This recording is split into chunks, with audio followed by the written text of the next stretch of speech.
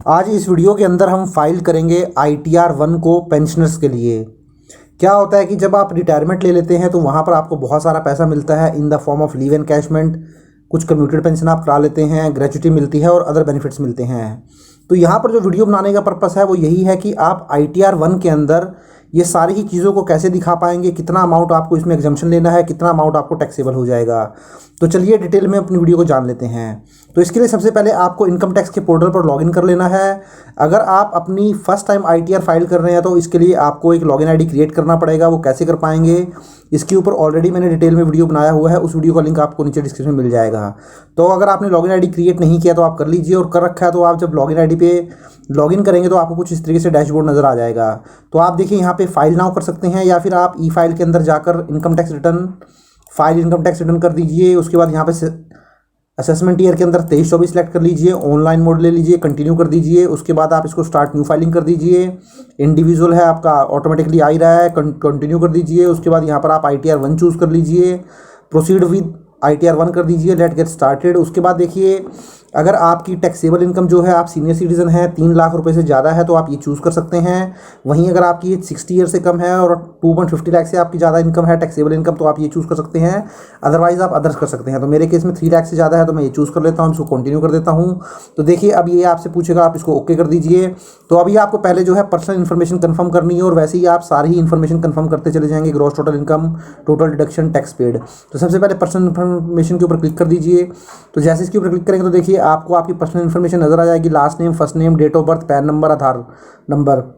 तो थोड़ा सा नीचे आएंगे तो आपको देखिए एड्रेस, मोबाइल नंबर और ईमेल एड्रेस दिखा देगा। अब थोड़ा सा फर्दर नीचे करेंगे तो देखिए आपसे नेचर ऑफ एम्प्लॉयमेंट पूछेगा। तो यहाँ पे आप सेंट्रल गवर्नमेंट एम्प्लॉई हैं, स्टेट गवर्नमेंट एम्प्लॉई हैं, पब्लिक सेक्टर अंडरटेकिंग है। थोड़ा सा इसको नीचे करेंगे तो ये आपसे पूछेगा कि आप सेंट्रल गवर्नमेंट पेंशनर हैं या स्टेट गवर्नमेंट पेंशनर हैं, या फिर आप जो है PSU पेंशनर हैं या फिर अदर पेंशनर हैं, मीन्स इनके अलावा प्राइवेट लिमिटेड कंपनी के पेंशनर हैं। तो देखिए यहाँ पे आपको सिंपली जो है, अपने केस में मैं सेंट्रल गवर्नमेंट पेंशनर जो है वो चूज़ कर लेता हूँ। यहाँ पे बाय डिफ़ॉल्ट कुछ नहीं करना, आपको 139(1) दिखाएगा। थोड़ा सा नीचे आ जाइए। तो क्या आप न्यू टैक्स रिजीम जो है चूज़ करना चाहते हैं? तो नो, क्योंकि अगर आप न्यू टैक्स रिजीम को येस कर देंगे तो फिर आपको किसी भी तरीके की जो आप इन्वेस्टमेंट करते हैं 80C के अंदर 1.5 लाख रुपये, 80D के अंदर मेडिक्लेम वगैरह, कोई भी डिडक्शन आपको 80C से 80 के अंदर नहीं मिलेगी। थोड़ा सा नीचे आ जाइए, यहाँ पे आपको एक बैंक जो है वो सिलेक्ट करना है रिफंड के लिए, और आप इसको कंफर्म कर दीजिए। तो देखिए जो मेरा पहला टैब है दोस्तों वो कंफर्म हो चुका है। इसी तरीके से हम एक एक करके सारे टैब कंफर्म कर लेंगे। तो देखिए अब मैं जब ग्रॉस टोटल इनकम दूसरा वाला टैब जो कंफर्म करूँगा तो मैं ग्रॉस टोटल इनकम के ऊपर क्लिक कर देता हूँ। तो देखिए जैसे ही मैंने ग्रॉस टोटल इनकम के ऊपर कंफर्म किया, अब मेरा इस तरीके से पेज नज़र आ गया। तो यहाँ सबसे पहले आपको सैलरी एग्जम्पशन नज़र आ जाएगा। तो आपको सिंपली करना क्या है, इसमें आपको लास्ट में चले जाना है। देखिए जब आप लास्ट में आएंगे तो आपको यहाँ पे नज़र आ जाएगा, are you eligible to claim any other exemption from salary income. तो इस पर आप येस कर दीजिए। तो देखिए जैसे ही आप इस पर येस करेंगे तो यहाँ पर आपको बहुत सारी एग्जम्पशन जो है वो नज़र आ जाएंगी, और ये देखिए आपसे यहाँ बोलेगा please add the amount of exemption which is applicable to you. तो यहाँ पर आपको जो है अमाउंट ऑफ एग्जम्पशन जो है वो यहाँ पे फिल करनी है। तो अब वो अमाउंट ऑफ एग्जम्पशन आपको कैसे पता चलेगी अगर आपको सेक्शन के बारे में नॉलेज नहीं है? जैसे कि मैं यहाँ बताऊँ कि अगर आपको सपोज करें डेथ कम रिटायरमेंट ग्रेच्युटी मिली है, आप रिटायर हुए हैं और आपको यहाँ पे ग्रेच्युटी मिल गई है। सिमिलरली आपको लीव एनकैशमेंट का पैसा मिल गया है रिटायरमेंट के टाइम। इसी तरीके से अगर आप जब रिटायर हुए तो आपने अपनी पेंशन को कम्यूट करवा लिया, कुछ पेंशन का अमाउंट जो है वो कम्यूट करा लिया। तो यहाँ पर एग्जम्पशन कितनी मिलती है सेंट्रल गवर्नमेंट एम्प्लॉय के केस में, स्टेट गवर्नमेंट एम्प्लॉय के केस में, PSU एम्प्लॉय के केस में, या फिर आप प्राइवेट लिमिटेड कंपनी के एम्प्लॉई हैं। तो देखिए दोस्तों, इसके लिए आपको क्या है, ये सारे ही सेक्शन को रीड करना पड़ेगा। तो इसके लिए भी मैंने आपके लिए काम जो है आसान किया हुआ है। तो आप उन सेक्शन को एक बार देख लीजिए। हर सेक्शन के ऊपर, चाहे वो ग्रेच्युटी से रिलेटेड सेक्शन हो, लीव एनकैशमेंट का सेक्शन हो, कम्यूटेड वैल्यू ऑफ पेंशन का सेक्शन हो, तो इसमें मैंने बताया हुआ है कि आप कोई भी एम्प्लॉई हो सकते हैं, गवर्नमेंट एम्प्लॉई या फिर नॉन गवर्नमेंट एम्प्लॉई। आपके केस में कितना एग्जम्पशन जो है आपको मिलेगा और कितना अमाउंट आपके लिए टैक्सेबल हो जाएगा।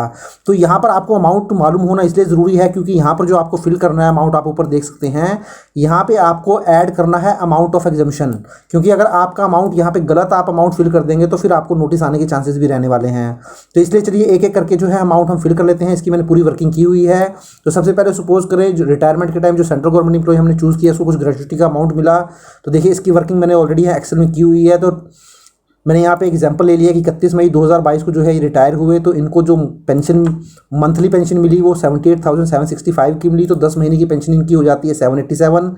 इसी तरीके से इनको कम्यूटेड पेंशन मिली 5 लाख रुपए की, लीव एनकैशमेंट का पैसा मिला 20 लाख रुपए का, और ग्रेच्युटी मिली इनको 25 लाख रुपए। बट यहाँ दोस्तों जो आपको पैसा मिला है वो फिल नहीं करना है, यहाँ आपको फिल करना है एग्जम्प्टेड अमाउंट। तो मेरे केस में अगर सेंट्रल गवर्नमेंट एम्प्लॉई हैं और इनको 25 लाख रुपए ग्रेच्युटी मिला है, तो देखिए ग्रेच्युटी का अमाउंट सेक्शन 10 सबसेक्शन 10 के अंदर इनको पूरा ही अमाउंट जो है एग्जाम्प्ट हो जाएगा। तो यहाँ मैं जो है 25 लाख फिल कर देता हूँ। इसी तरीके से देखिए लीव एनकैशमेंट का पैसा भी मिला होगा, तो आपको सिंपली क्या करना है, चेक बॉक्स के ऊपर क्लिक कर देना है। जैसे ही आप क्लिक करेंगे तो यहाँ पे अमाउंट आपको फिल कर देना है। तो लीव एनकैशमेंट का जो पैसा मिला है वो मिला है 20 लाख रुपए। बट सेंट्रल गवर्नमेंट एम्प्लॉय के केस में देखिए सेक्शन 10 सबसेक्शन 10AA के अंदर लीव एनकैशमेंट यहाँ पर भी इनको जो है एग्जम्पशन मिल जाएगा 20 लाख रुपीज़ का, तो मैं यहाँ फिल कर देता हूँ। इसी तरीके से देखिए उनको कम्यूटेड पेंशन जो है मिला है, उन्होंने अपनी पेंशन को कम्यूट करा लिया है सेक्शन 10 सबसेक्शन 10A के अंदर। आप इस चेक बॉक्स के ऊपर क्लिक कर दीजिए और यहाँ पर भी जो अमाउंट मेंशन कर दीजिए। तो कम्यूटेड पेंशन का जो अमाउंट उनको मिला है 5 लाख रुपए, बट इनके केस में जो कम्यूटेड पेंशन के एग्जम्पशन में इनको मिल जाएगी वो 5 लाख रुपीज़ मिल जाएगी। तो आप यहाँ पे सिंपली 5 लाख रुपीज़ फिल कर सकते हैं। तो देखिए यहाँ मैंने आपको मेंशन किया हुआ है check video link in description, क्योंकि यहाँ पे सेंट्रल गवर्नमेंट के केस में तो इनको ये पूरी एग्जम्पशन मिल जाएंगी, बट ज़रूरी नहीं है कि स्टेट गवर्नमेंट के केस में इनको पूरी एग्जम्पशन मिल जाए, या प्राइवेट लिमिटेड कंपनी की एम्प्लॉय में, या PSU के केस में। या हो सकता है कि अगर मैं यहाँ पर अमाउंट ज़्यादा बढ़ा देता हूँ, सपोज करें मैं 40 लाख कर देता हूँ, तो उनको जो एग्जम्पशन कम मिले। तो आप इन सेक्शन को एक बार ज़रूर देख लीजिए। तीनों के ऊपर मैंने वीडियो बना दिया है, वो वीडियो आपको नीचे डिस्क्रिप्शन में मिल जाएंगे, तो आपको एक आइडिया लग जाएगा कि आपको यहाँ पर कितनी एग्जम्पशन फिल करनी है आपके केस में। तो देखिए तीनों ही मैं अमाउंट फिल कर चुका हूँ। फर्दर आप इसको शो मोर करेंगे तो आपको कुछ अमाउंट और आपको यहाँ नजर आ जाएगी। तो देखिए अगर कुछ है तो आप डाल सकते हैं, नहीं तो उसको ब्लैंक छोड़ सकते हैं। तो देखिए मैंने 3 अमाउंट जो है वो फिल कर दी है, 25 लाख, 20 लाख एंड 5 लाख। तो 50 लाख रुपए की एग्जम्पशन जो है मैंने यहाँ फिल कर दी है। तो मुझे सिंपली क्या करना है, कंटिन्यू कर देना है। तो देखिए जैसे ही मैंने कंटिन्यू के ऊपर क्लिक किया तो यहाँ देखिए वेरीफाई योर इनकम डिटेल्स के बारे में ये बोलेगा। तो देखिए इनकम फ्रॉम सैलरी में, ग्रॉस सैलरी में आपको कुछ नहीं दिखा रहा है। यहाँ पे अलाउंसेस देखिए यहाँ इसने 50 लाख रुपीज़ के दिखा दिए। तो आपको सिंपली करना क्या है, यहाँ ग्रॉस सैलरी की में जो एडिट है इसके ऊपर क्लिक कर देना है। तो जैसे ही मैं इसके ऊपर एडिट के ऊपर क्लिक करूँगा तो देखिए मेरा ये टैब ओपन हो गया जहाँ ये मुझे सैलरी फिल करने के लिए बोलेगा। तो देखिए यहाँ पर आपको सबसे पहले क्या करना है कि salary as per section 17 subsection 1 के अंदर अपनी सैलरी जो है वो फिल कर लेनी है। तो आपको टोटल सैलरी यहाँ क्या लेनी है, तो देखिए आपको मंथली पेंशन जो है मिली है 78,765। तो 10 महीने की 31 मार्च 2023 तक 7,87,000 की आपको पेंशन मिली है। उसके बाद committed pension 5 lakh, leave encashment 20 lakh, gratuity 25 lakh. तो आपको टोटल रिटायरमेंट के ऊपर जो है 57,87,650 मिला है। तो आप यहाँ पर इसको फिल कर दीजिए 57,87,650।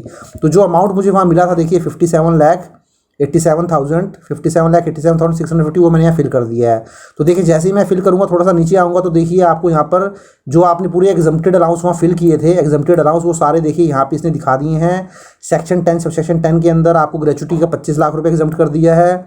इसी तरीके से 10 सेक्शन 10AA के अंदर EL का पैसा, लीव एनकैशमेंट का पैसा देखिए इसने यहाँ पे जो है वो कंफर्म कर दिया है। और इसी तरीके से देखिए यहाँ पे आप देख सकते हैं 10 commuted value of pension receive, इसने जो 5 लाख रुपए है वो एग्जाम्प्ट कर दिया है। अब देखिए दोस्तों यहाँ पे कुछ एरर यहाँ पे आपको दिखा रहा है, death cum retirement gratuity section 10 subsection 10 death cum retirement gratuity selected then amount should not exceed 20 lakh. तो देखिए इसने जैसा कि मैं आपको बता रहा था कि मैक्सिमम अमाउंट जो है यहाँ पर ये लेके चलता है, मैक्सिमम एग्जम्पशन आपको कितनी मिलती है वही आपको यहाँ पर देगा। तो ये कह रहा है कि 20 लाख से ज़्यादा की एग्जम्पशन आपको यहाँ नहीं मिलने वाली है।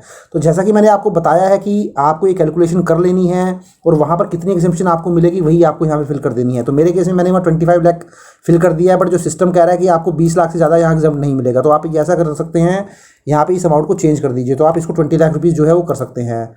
तो देखिए जैसे ही मैंने यहाँ 20 लाख किया तो मेरी जो अमाउंट है वो करेक्ट हो चुकी है। तो इस तरीके से देखिए दोस्तों वो सेक्शन एक बार आप जरूर रीड कर लीजिए, उस सेक्शन के अंदर आपको कितना अमाउंट जो है एग्जम्पशन का मिलना है। जैसे मैंने वहाँ पे 25 लाख फिल कर दिया था तो जो सिस्टम है उसने एरर दिखा दिया कि आपको 25 लाख की एग्जम्पशन नहीं मिलेगी। यहाँ पर मैक्सिमम जो आपको एग्जम्पशन मिलने वाली है वो 20 लाख रुपीज़ की मिलने वाली है। तो देखिए मैंने 20 लाख यहाँ जो है करेक्शन कर दिया है।